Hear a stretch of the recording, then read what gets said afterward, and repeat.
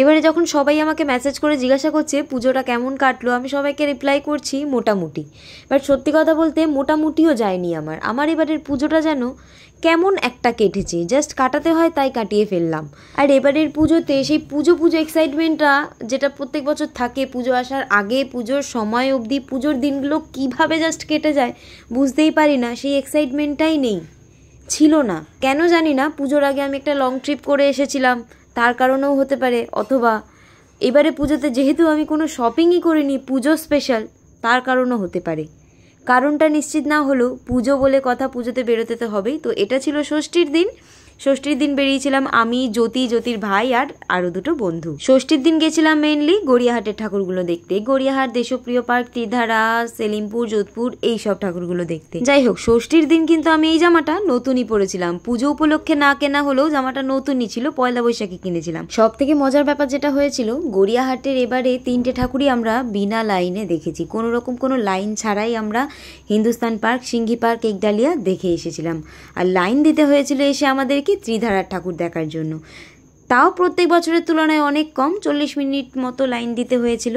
আর প্যান্ডেলে ঢোকার পর সে কি মজা, সে কি মাহৌল, সবাই নাচছিল, লিটারেলি সবাই নাচ করছিল, সবাই এনজয় করতে করতে ঠাকুর দেখছিল, কেউ ধাক্কাধাক্কি কেউ করেনি, এত ভিড়ের মধ্যে সবাই নাচ করছে, সবাই ছবি তুলছে, সবাই ঠাকুরও দেখছে। অঘরীর পারফরমেন্সগুলো আমরা মিস করে গেছিলাম, কারণ ওই সময়টা বন্ধ ছিল। আমরা অনেকের ভিডিওতে দেখেছিলাম অঘরীর পারফরমেন্স হচ্ছে, বাট কোন টাইমগুলোতে হচ্ছে এক্স্যাক্ট আমাদের জানা ছিল না। আমরা যখন গেছিলাম তখন অলমোস্ট ওই 1-1.5 বাজে রাত, তাও আমরা কেন মিস করে গেলাম সেটা আমাদের জানা ছিল না। ত্রিধারা থেকে বেরিয়ে রাস্তায় ঘুরতে ঘুরতে এসে পৌঁছালাম দেশপ্রিয় পার্কের লাইনে।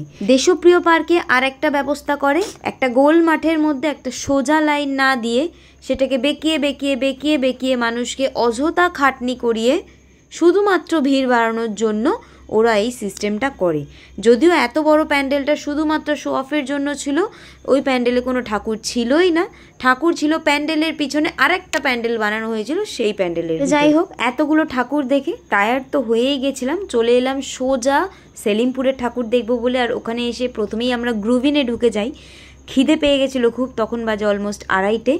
একমাত্র অপশান ছিল বিরিয়ানি, তাই আমরা বিরিয়ানি খেয়ে ওখান থেকে বেরিয়ে আবার চলে যাই প্যান্ডেল দেখতে। সেলিমপুর দেখলাম, ঠাকুরটা ভালো লাগলো, তারপরে বাবুবাগান দেখলাম, প্যান্ডেলটাই ভালো লাগলো না। যদিও পুরোটাই ডিপেন্ড করছে নিজেদের উপর, নিজেরা কিভাবে পুজোটা এনজয় করবে, বাট আমি এবছর এনজয় করতে পারলাম না, তাই আর ভালো লাগছিল না দেখে লাস্টের মতো আমরা সকলে নিম্বু পানি সোডা খেয়ে চললাম বাড়ির দিকে। পাড়ায় এসে একটু ঢং করে ষষ্ঠীর দিনটা এভাবেই শেষ করলাম।